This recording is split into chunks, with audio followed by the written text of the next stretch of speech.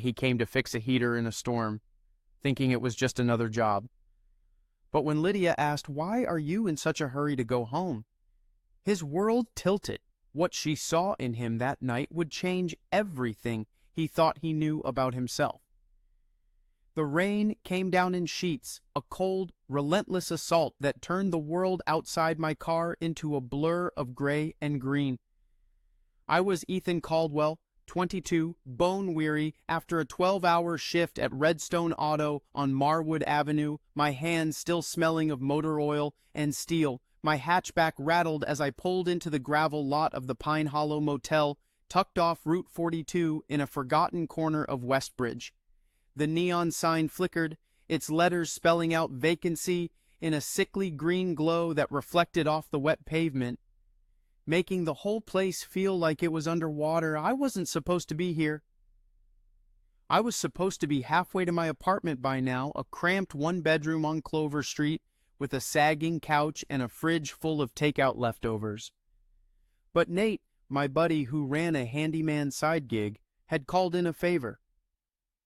"Ethan, I'm stuck in a jam on the 17, he'd said, his voice crackling through my phone. "Can you swing by the Pine Hollow? Guest in room 14's got a busted heater, and I'm at least an hour out." I'd groaned, my body aching for a shower and a bed, but I owed him. Nate had bailed me out of more than one tight spot, so I'd agreed, grabbing my toolbox and heading into the storm. I yanked my hoodie up against the rain and stepped out, the wind biting at my knuckles as I hauled the toolbox toward the motel's office. The gravel crunched under my boots, mixing with the hiss of water hitting the ground, and the air carried the sharp scent of wet pine and asphalt. The office door jingled as I pushed it open, shaking water off my sleeves. Inside, it was a time capsule. Faded brochures for local hiking trails curled at the edges on a rack, a coffee maker that looked like it predated me, and a linoleum floor scuffed from years of boots. Behind the counter, a woman stood with her back to me, sorting through a stack of papers under the dim light of a desk lamp. Her dark hair was pulled into a loose bun, strands escaping to frame her neck, and she wore a navy cardigan over a white blouse, the kind of outfit that said she didn't care about impressing anyone but still looked put together. I cleared my throat, my voice rough from the day. "Hey, I'm Ethan. Nate sent me to fix a heater in room 14. She turned, and I felt a jolt, like I'd touched a live wire. Her face was striking, not in a loud, obvious way, but in the quiet, worn beauty of someone who'd lived through things I couldn't imagine. Her hazel eyes were sharp, almost piercing, but there was a tiredness in them, like she hadn't slept well in years. She was older than me, probably in her late 30s or early 40s, her features carrying a kind of grace that made my chest tighten. She didn't smile, just studied me for a moment, her gaze steady and unapologetic. "Lydia Henshaw," she said, her voice low, calm, like she was used to commanding a room without raising it. "I manage this place. The guest in 14's been complaining about the heater since last night. You got what you need?" I lifted the toolbox slightly, water dripping onto the floor. "Yeah, should be fine, just need to get to the room." She nodded, grabbing a key ring from a hook on the wall. "I'll show you. It's easier than giving directions in this weather." Her tone was practical, no nonsense, but there was something in the way she moved, deliberate, almost cautious, that made me feel like I was being watched, measured. She pulled on her raincoat, the hood falling back as she stepped outside, and I followed, the rain soaking through my jeans in seconds. The Pine Hollow was a single-story, U-shaped building, its paint peeling in strips, the awning sagging like it was tired of holding itself up. Room 14 was at the far end, and by the time we reached it, my boots were caked in mud and my hoodie was clinging to my shoulders. Lydia unlocked the door, pushing it open to reveal a small, dimly lit room. A double bed with a faded quilt sat against one wall, a chipped nightstand held a lamp that flickered when she flipped the switch, and the heater unit was bolted under the window, its vents rattling faintly. The air was damp, cold enough to make my breath catch, and the smell of mildew hung heavy. "Guest is out," Lydia said, stepping inside and shaking water off her coat. "Won't be back until midnight. You've got time?" I nodded, setting the toolbox down with a thud and crouching by the heater. Probably just a wiring issue or a bad thermostat. Won't take long. I popped off the cover, the screws rusted but cooperative, and started checking the connections. The unit was ancient, its wires a tangled mess, but I'd seen worse. I could feel Lydia's presence behind me, not hovering but close, leaning against the doorframe with her arms crossed. It wasn't just that she was there, it was the way she filled the space, like she carried something heavy, something that made the room feel smaller. "You do this a lot?" she asked after a moment, her voice cutting through the rain's steady drone. "Fixing things for Nate?" "Sometimes," I said, keeping my eyes on the wires. "Mostly I'm at the auto shop working on cars. This is just extra cash when he's swamped." "Long hours," she said, not quite a question, but I felt her watching me, her gaze like a weight I couldn't shake.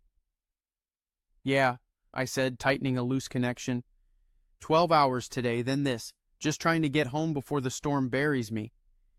She didn't respond right away, and I glanced up. Her eyes were on me, not the heater, and there was something in her expression, curiosity maybe, or something deeper, that made my stomach twist. "You're young to be running yourself ragged like that," she said, her voice softer now, almost like she was talking to herself. I laughed, the sound more nervous than I meant. "Gotta eat. I'm 22, not exactly swimming in options." Her lips twitched, not a full smile but close, and it softened her face in a way that caught me off guard. "Fair point," she said, uncrossing her arms.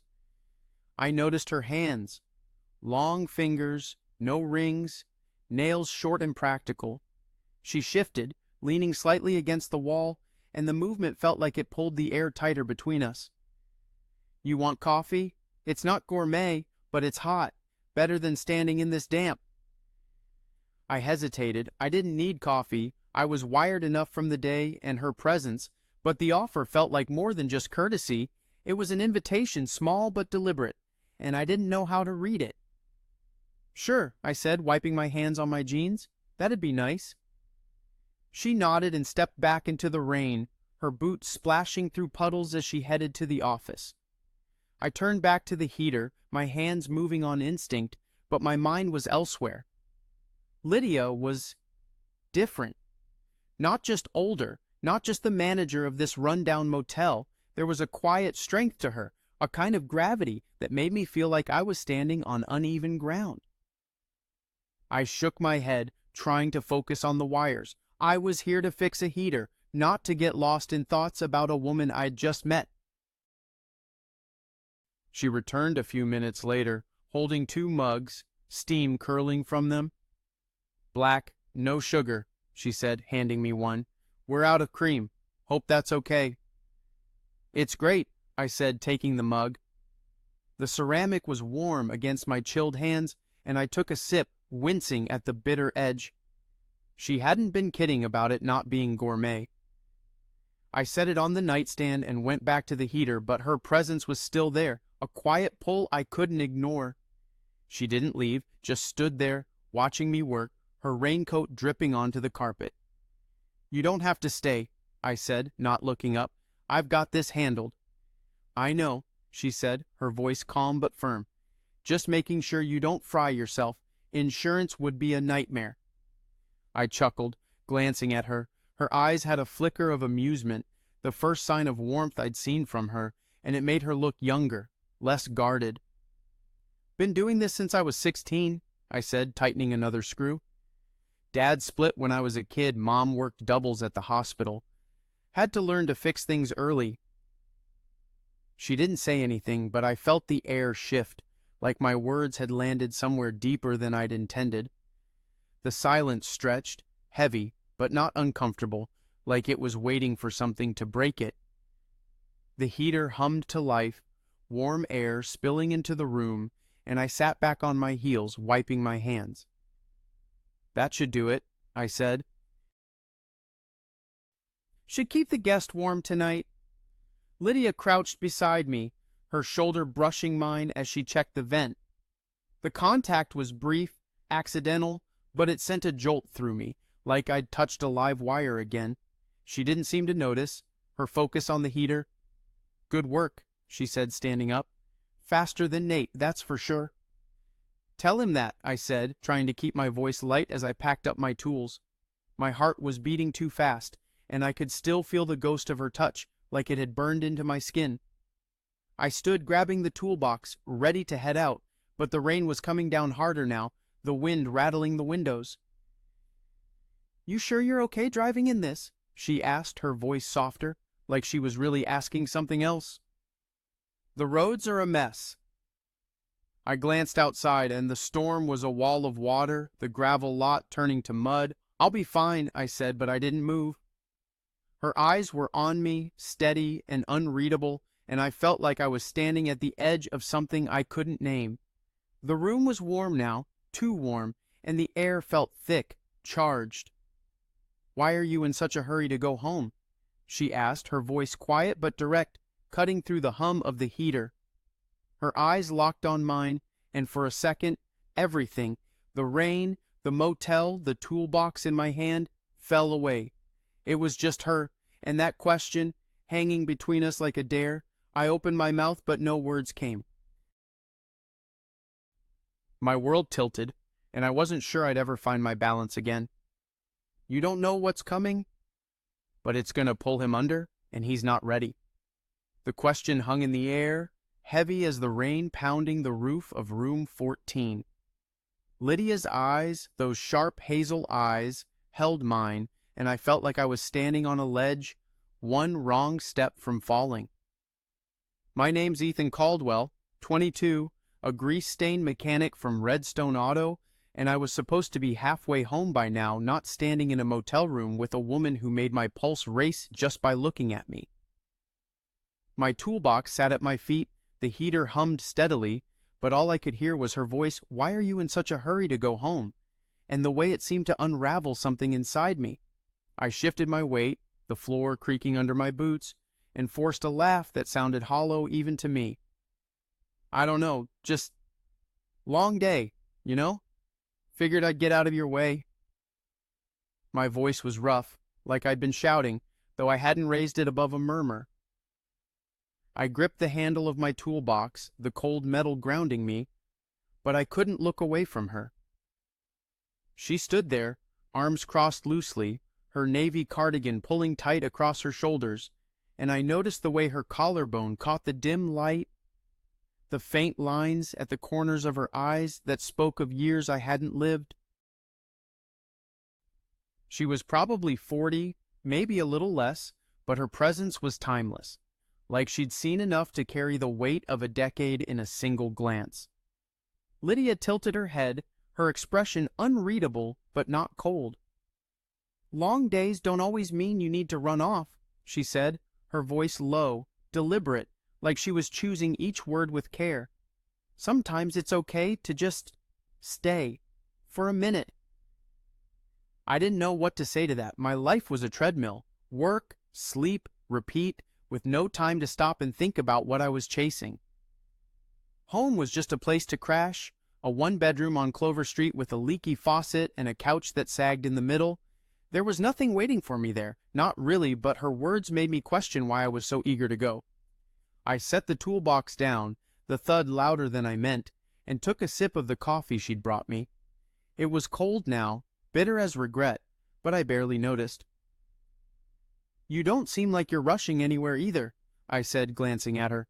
"This place must keep you up all hours." She let out a breath, almost a laugh, and leaned against the wall, her raincoat rustling softly. "You're not wrong. Guests checking in at all hours, complaints about thin walls, heaters breaking in the middle of a storm." She nodded toward the unit I'd fixed, her lips curving just enough to hint at a smile. "This motel's my jailer, most days." I raised an eyebrow, settling against the nightstand, the chipped wood rough under my palm. Sounds like you're not exactly in love with it. It's not about love, she said, her gaze drifting to the window, where the rain streaked the glass in relentless waves. It's about duty. My dad built this place, poured his life into it. When he died, I couldn't just walk away. But it's like trying to hold water in your hands. It keeps slipping through no matter how hard you try. Her voice was steady, but there was a crack in it, a hint of something raw that made my chest ache. I nodded, my throat tight.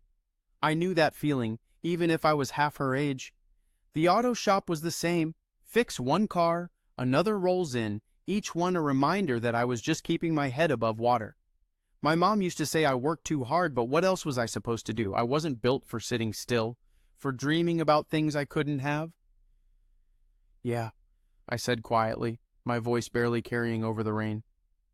Feels like you're running just to stay in place. Her eyes flicked back to me, sharp and searching, like I'd said something she hadn't expected. For a moment we just looked at each other, the silence stretching, alive with something I couldn't name. It wasn't uncomfortable, but it was heavy, like the air was holding its breath. I wanted to ask about her, about the weight she carried, about why her eyes looked so tired, but I didn't. Instead, I turned back to the heater, pretending to check it again, though I knew it was fine. These units always give you trouble? I asked, my hands moving on autopilot. More than you'd believe, she said, stepping closer to look at the vent. Her shoulder brushed mine, just for a second, and I froze, my pulse kicking up like I'd been shocked. She didn't seem to notice, her focus on the heater, but I could feel the heat of her presence, the faint scent of lavender and rain clinging to her. You're good at this, she said, her voice softer now. Nate's guys usually take twice as long and leave a mess. I shrugged, trying to ignore the way my skin tingled where she'd touched me. It's just wires, nothing special. But her words landed somewhere deep, stirring something I wasn't used to feeling, pride maybe, or something closer to being seen. Don't do that, she said, and I looked up, startled. Her eyes were on me, steady and unflinching. Don't act like it's nothing. You fixed it in 20 minutes. That's not nothing. I swallowed, my mouth dry. Her gaze was too much, like she could see straight through the grease stains and the tired jokes to the parts of me I kept buried, the late nights wondering if this was all my life would be, the quiet ache of wanting something more. Thanks, I said, my voice rougher than I meant. I started packing up my tools, needing something to do with my hands, but I could still feel her watching me, her presence like a current running under my skin. You sure you're okay driving in this? She asked again, her tone softer now, almost careful. The roads are turning to rivers out there. I glanced out the window. The storm was a beast, the wind howling, the gravel lot a mess of mud and puddles. I'll manage, I said, but my voice lacked conviction. The truth was, I didn't want to leave, not because of the storm, but because of her, the way she looked at me, the way she spoke, like every word was a step across a line we both knew we shouldn't cross. Come back to the office, she said, straightening up. I've got a couch. Wait out the worst of it. I'll make more coffee. Maybe it'll be better this time. Her lips twitched, almost a smile, and it was enough to make my stomach twist again. I hesitated, my hand on the toolbox. It was a practical offer, common sense really, with the storm raging. But there was something else in it, something that made my heart beat too fast. I don't want to be a hassle, Taitan, I said, but I was already following her out the door, back into the rain. The office was warmer, the faint hum of a space heater in the corner cutting through the damp. The couch was old leather, cracked but soft, and I sank into it, setting my toolbox at my feet. Lydia moved to the coffee maker, her movements precise but unhurried, like she was giving us both time to settle into this strange, quiet moment. The neon sign buzzed outside, casting jagged light through the window, and I watched her, the way her fingers tucked a strand of hair behind her ear, the way her shoulders carried a tension she didn't acknowledge.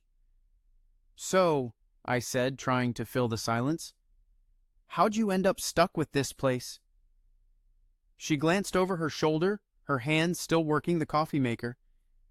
"My dad," she said simply. "He loved this motel, thought it was his legacy. When he passed 5 years ago, I took it over. Couldn't bring myself to sell it, even if it's more trouble than it's worth." Her voice was steady, but there was a weight to it, a story she wasn't telling, and I wanted to ask, but didn't dare. "Sounds like a lot," I said, my fingers tracing the edge of the couch. "Running a place like this alone." "It is," she said, turning to face me as the coffee maker gurgled. She brought over 2 mugs, handing me one before sitting on the other end of the couch. We were close, closer than we needed to be, and I could feel the heat of her presence, like a fire I was too close to but couldn't step away from. "But it's mine," keeps me going even when I don't want it to. I nodded, sipping the coffee. It was still bitter, but warmer this time, and I held the mug like it could anchor me. The silence stretched again, alive with the sound of rain and the faint creak of the couch as she shifted. "You ever feel like you're stuck?" she asked suddenly, her voice so soft it barely reached me. "Like you're moving but not getting anywhere?" My chest tightened. I knew that feeling too well. The endless days at the shop, the nights alone in my apartment, the sense that I was running toward something I couldn't see. "Yeah," I said, my voice low, "all the time." She looked at me then, really looked, and I felt exposed, like she could see the cracks I'd spent years hiding. Her hand rested on the couch, inches from mine, and I noticed the way her fingers curled slightly like she was holding something back. I wanted to reach out to close that distance, but I didn't. I couldn't. She was older. She was the manager. She was a stranger. But my hand moved anyway, just a fraction, and our fingers brushed, the contact so light it was barely there but enough to make my breath catch.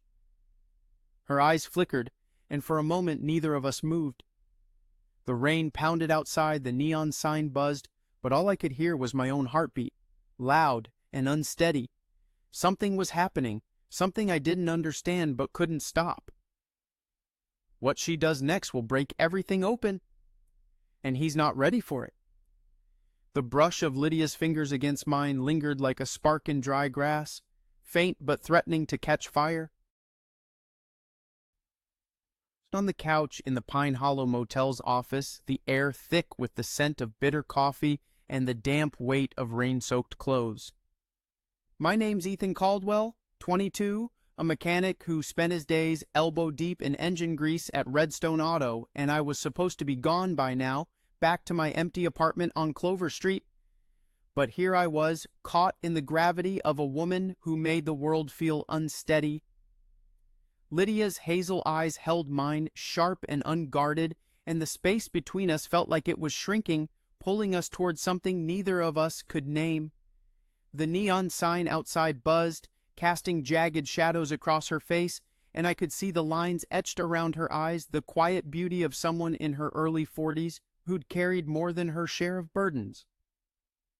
I pulled my hand back, wrapping it around the coffee mug to steady myself, the ceramic warm against my palms. "I should check the heater again," I said, my voice rough, like I'd been running.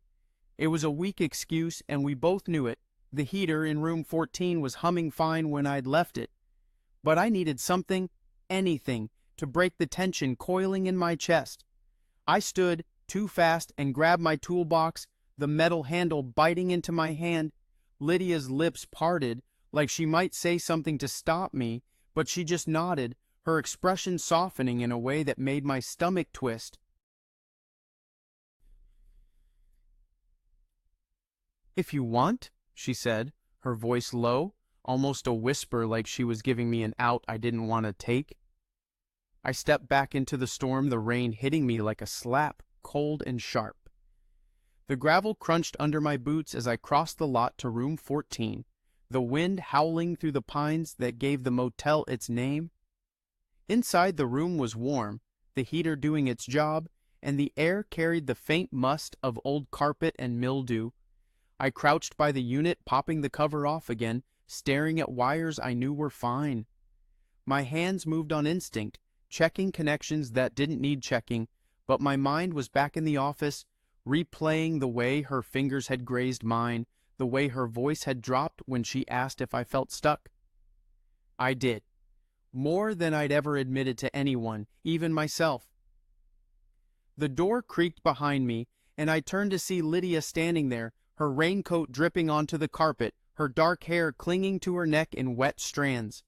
She hadn't bothered with the hood, and the rain had left her looking raw, unguarded. "You forgot this," she said, holding out my jacket, the one I'd left on the couch. Her tone was casual, but her eyes weren't. They were searching, like she was trying to read something in me I hadn't said aloud. "Thanks," I said, taking it, careful not to let our hands touch. I slung the jacket over my shoulder, not putting it on, and went back to the heater, pretending to inspect it. "Just making sure it holds," I muttered, my voice sounding hollow even to me. She didn't leave. Instead, she stepped inside, closing the door behind her with a soft click that felt louder than it should have. The room shrank, the hum of the heater filling the silence, the rain a steady drumbeat against the window. "You didn't have to come back out here," she said, her voice soft but direct. "The office is dry. Warmer." I straightened, wiping my hands on my jeans, the denim damp and sticking to my legs. "Yeah, well, I'm not great at sitting still," I said, trying to keep it light, but my heart was pounding and I could feel her presence like a current running through the room. She was closer now, standing just a few feet away, her raincoat open to reveal the simple white blouse underneath, the fabric clinging slightly from the rain. "You're a lot like me, Ethan," she said, and the way she said my name hit me like a punch, low and deep. Always moving, always fixing something, never stopping to breathe. Her voice was quiet, but it carried a weight, like she was saying something she'd held back for years. I laughed, a nervous sound that didn't feel like mine. "Guess that's what keeps us going, right?" I said, but the words felt thin, like they couldn't carry the truth of what was happening. I looked at her, really looked, and saw the tiredness in her eyes, the way her shoulders held a tension she didn't acknowledge. She was beautiful, not in a way that demanded attention, but in a way that made you want to keep looking, to figure out the story behind her gaze. "You don't seem like you're moving," I said, the words slipping out before I could stop them. "You seem grounded, like you've got it all together." It was a stupid thing to say, and I knew it the second it left my mouth. Nobody who looked like she did, who carried herself like she did, had it all together. Her laugh was sharp, almost bitter, and it cut through the hum of the heater. "Together? Hardly. I'm just here because I don't know where else to go." She took a step closer, her boots scuffing the carpet, and I could smell the lavender of her shampoo mixed with the dampness of her coat. "This motel, it's all I have left of my dad. He died 5 years ago, left me this place. I thought I could keep it alive for him, but it's like trying to hold on to a ghost." Her words landed like stones, heavy and unyielding, and I felt a pang in my chest, sharp and unexpected. I wanted to say something, to tell her I understood, but what did I know? I was just a kid compared to her, scraping by, fixing cars and heaters to pay the rent. But I knew what it was like to hold on to something that felt like it was slipping away. "That's rough," I said, my voice low. "Sounds like you're carrying a lot?" She looked down, her fingers twisting the edge of her raincoat, and I saw the vulnerability there, the crack in her armor. "You get used to it," she said, her voice barely above a whisper. "Or you tell yourself you do." The silence stretched, thick and alive, and I felt like I was standing at the edge of something dangerous. I should have grabbed my toolbox and left, driven back through the storm to my empty apartment, but I didn't. I couldn't. Her eyes lifted to mine, and I saw something there, pain, maybe, or longing, or both, and it pulled me in, like a tide I couldn't fight. I took a step closer, just one, and the air between us felt charged, like the moment before a lightning strike. "Ethan," she said, and it wasn't a question or a statement. It was a confession, raw and unguarded. My breath caught, and I realized I was too close, close enough to see the faint freckles across her nose, the way her lips parted slightly, like she was about to speak but didn't know how. My heart slammed against my ribs, and I felt like I was falling, like the floor had dropped out from under me. "I should go," I said, but my feet didn't move. My voice was hoarse, barely mine, and I knew I didn't mean it. Not really. "You keep saying that," she said, her voice soft but steady, like she was calling my bluff. "But you're still here." My pulse roared in my ears, and I felt the weight of her words, the truth in them. I was still here, in a motel room with a woman I barely knew, feeling something I wasn't supposed to feel. She reached out, her hand resting lightly on my arm, and the touch burned through my jacket, through my skin, straight to my core. It wasn't a grip, just a gentle pressure, but it was enough to make the world tilt. "Don't," I said, my voice cracking, but I didn't know what I was asking. "Don't touch me. Don't stop. Don't make me want this." But she didn't pull away, and neither did I.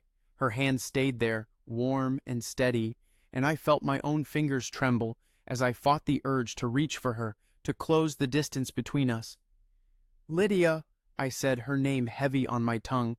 Like saying it crossed a line I couldn't uncross. Her eyes flickered, and for a moment I thought she'd step back, break whatever this was. But she didn't. She stepped closer, so close I could feel the warmth of her breath, the faint scent of lavender and rain. My hand moved, almost on its own, finding her waist, and the world stopped. The rain, the heater, the neon sign outside, it all faded, and it was just us, standing too close, breathing too fast, knowing we shouldn't but unable to stop. "I'm not supposed to feel this," she whispered, her voice breaking, like it hurt to say it. "Not with you, not like this." "Then why do you?" I asked, the words torn out of me, raw and honest. I didn't know if I was asking her or myself, but it didn't matter. Her hand tightened on my arm, her fingers digging in just enough to anchor me, and I leaned in, my forehead brushing hers. The contact was electric. A moment of stillness in the storm, and I felt like I was drowning in it, in her. Her breath hitched, and I saw the conflict